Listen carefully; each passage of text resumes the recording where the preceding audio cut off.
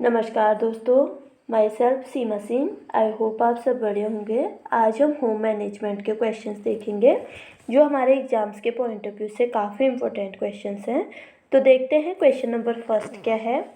Question number first है CUTS का पूर्ण रूप है। ए ऑप्शन है consumer union and trust society, B option है consumer unit and trust society, C option है commission unit and trust society और डी ऑप्शन है consumer unit and technical society. तो क्वेश्चन नंबर फर्स्ट का B right answer है। CUTS का पूर्ण रूप है कंज्यूमर यूनिट ट्रस्ट सोसाइटी। ठीक है, क्वेश्चन नंबर फर्स्ट का बी राइट आंसर है। CUTS का पूर्ण रूप है consumer unit and trust society. अभी सोसाइटी है क्या, इसके बारे में हम जान लेते हैं। Consumer unit and trust society की स्थापना 1983 में हुई थी। यह संस्था गरीब उपभोक्ताओं को खाद्य पदार्थ देने, शिक्षित करने, विकास के अवसर देने में योगदान करती है। जो consumer unit and trust society है, इसकी स्थापना 1983 में हुई थी और यह संस्था किसके लिए है? गरीब लोगों के लिए है। जो गरीब उपभोक्ता होते हैं उनको एक खाद्य पदार्थ देती है, शिक्षित करती है और उनको विकास के अवसर देने में ये योगदान करती है। ठीक है, क्वेश्चन नंबर सेकंड है फ्रिज का कथनांक कितना होता है? ए ऑप्शन है 21.7, बी ऑप्शन है 21.8, सी ऑप्शन है 22, डी ऑप्शन है 20। तो फ्रिज का जो कथनांक होता है वो कितना होता है? 21.7 होता है। ठीक है, क्वेश्चन नंबर सेकंड का ए राइट आंसर है। फ्रिज का जो कथनांक है वो 21.7 होता है। क्वेश्चन नंबर थर्ड है बाजार का वर्गीकरण कितने आधार पर किया जाता है? ए ऑप्शन है 4 आधार पर, बी ऑप्शन है 6, सी ऑप्शन है 3 और डी ऑप्शन है 5। तो बाजार का जो वर्गीकरण किया जाता है वो 6 आधार पर किया जाता है। क्वेश्चन नंबर थर्ड का बी राइट आंसर है। ठीक है, वो 6 आधार कौन कौन से हैं उनको देख लेते हैं। बाजार का वर्गीकरण 6 आधार पर किया जाता है। पहला, स्थान व क्षेत्र के आधार पर बाजार, समय के आधार पर बाजार कितने प्रकार का होता है, कार्य के आधार पर बाजार, प्रतिस्पर्धा के आधार पर, विक्रय के आधार पर बाजार और औचित्य के आधार पर बाजार। बाजार का जो 6 प्रकार से वर्गीकरण किया जाता है वो 6 प्रकार ये हैं। पहले तो स्थान और क्षेत्र, फिर समय के आधार पर, कार्य के आधार पर, प्रतिस्पर्धा, विक्रय के आधार पर और औचित्य के आधार पर बाजार का 6 प्रकार से वर्गीकरण किया जाता है। क्वेश्चन नंबर 4 है ट्रेपस्टी का उपयोग किया जाता है। ए ऑप्शन है फर्नीचर बनाने में, बी ऑप्शन है वस्त्र बनाने में, सी ऑप्शन है पर्दे बनाने में और डी ऑप्शन है बेडशीट बनाने में। तो ट्रेपस्टी का जो उपयोग किया जाता है वो पर्दे बनाने में किया जाता है। क्वेश्चन नंबर 4 का सी राइट आंसर है। अब हम ट्रेपस्टी के बारे में थोड़ी सी जानकारी ले लेते हैं। ट्रेपस्टी का उपयोग पर्दे बनाने के लिए किया जाता है। यह पर्दे को गंदा होने से रोकता है और पर्दे को आकर्षण दिखाने हेतु इसका उपयोग किया जाता है। जो ट्रेपस्टी का उपयोग है ये पर्दों के लिए किया जाता है। इससे जो पर्दे होते हैं वो जल्दी गंदे नहीं होते हैं और पर्दे से आकर्षण दिखते हैं। ठीक है, क्वेश्चन नंबर 5 है विकलांगों के लिए कौन सा रसोई घर उपयोगी माना जाता है? ए ऑप्शन है यू आकार, बी ऑप्शन है एक दीवार रसोई घर, सी ऑप्शन है द्विदीवार रसोई घर और डी ऑप्शन है द्वीप रसोई घर।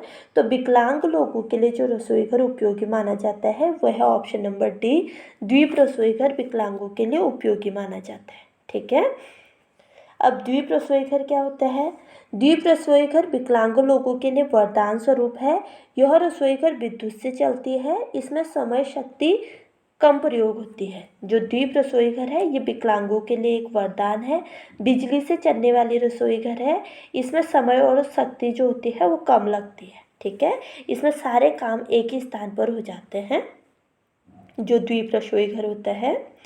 अगला क्वेश्चन देखेंगे, क्वेश्चन नंबर 6 है उपभोक्ता संरक्षण अधिनियम कब आया? ए ऑप्शन है 1975, बी ऑप्शन है 1985, सी ऑप्शन है 1984 और डी ऑप्शन है 1980। तो उपभोक्ता संरक्षण अधिनियम कब आया? 1985 में आया। क्वेश्चन नंबर 6 का बी राइट आंसर है। ठीक है, क्वेश्चन नंबर 7 है नक्शों का प्रकार है, ए ऑप्शन है विभाजित खंड, बी ऑप्शन है भूखंड, सी ऑप्शन है दोनों और डी ऑप्शन है उपयुक्त में से कोई नहीं।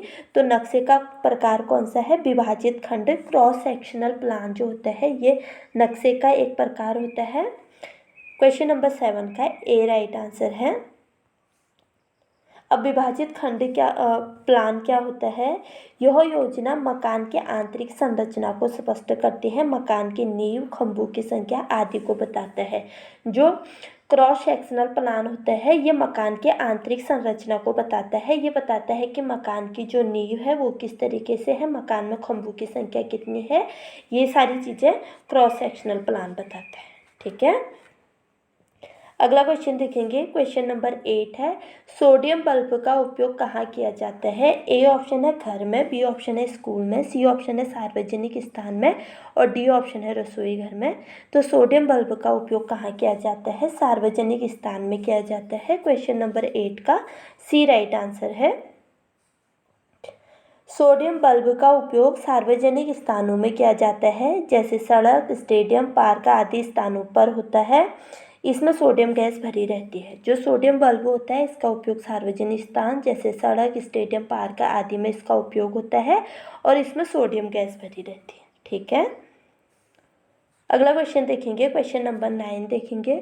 फूलों को ताज़ा बनाए रखने के लिए निम्न का उपयोग किया जाता है। ए ऑप्शन है चीनी, बी ऑप्शन है नमक, सी ऑप्शन है रसायन, डी ऑप्शन है कॉफ़ी।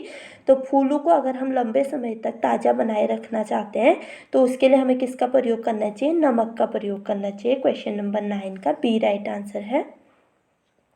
फूलों को उपयोगी बनाने फूलों को ताज़ा रखने के लिए लंबे समय तक हम इतनी चीज़ों का उपयोग कर सकते हैं, जैसे पानी में अगर हम नमक डाल दें तो उससे भी जो हमारे फूल हैं लंबे समय तक ताज़ा रहते हैं।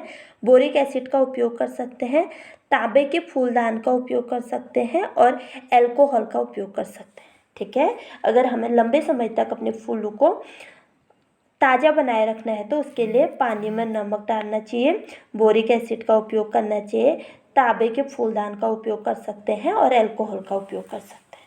ठीक है,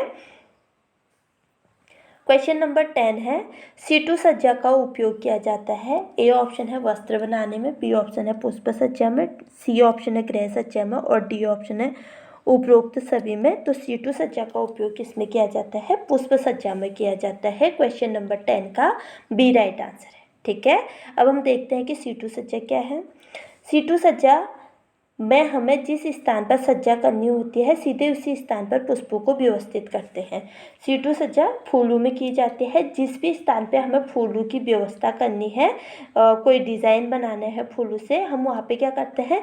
सीटू सज्जा के अनुसार जो फूल है सीधे वहीं पे उसी स्थान पर फूलों को ले जाते हैं, फिर उसके बाद व्यवस्थित करते हैं। इसमें स्थान को स्थानांतरित नहीं किया जाता है, जैसे एक बार हम फूलों को एक जगह पे माला जैसी बना ले फिर जाके दूसरी जगह पे उसको डेकोरेट कर ले, ऐसा सीटू सज्जा में नहीं किया जाता है। सीटू सज्जा में जिस स्थान पर हमें पुष्प व्यवस्था करनी है सीधे उसी स्थान पर फूलों को ले जाके व्यवस्था कर दी जाती है। ठीक है, तो ये हमने होम एंड मैनेजमेंट के 10 क्वेश्चन देख लिए हैं जो हमारे एग्जाम्स के पॉइंट ऑफ व्यू से काफ़ी इंपॉर्टेंट क्वेश्चंस हैं। तो अगर आपको मेरी वीडियो पसंद आए तो प्लीज़ लाइक, शेयर, कमेंट और सब्सक्राइब करना ना भूलें। मिलते हैं अपने अगले वीडियो में, तब तक के लिए बाय।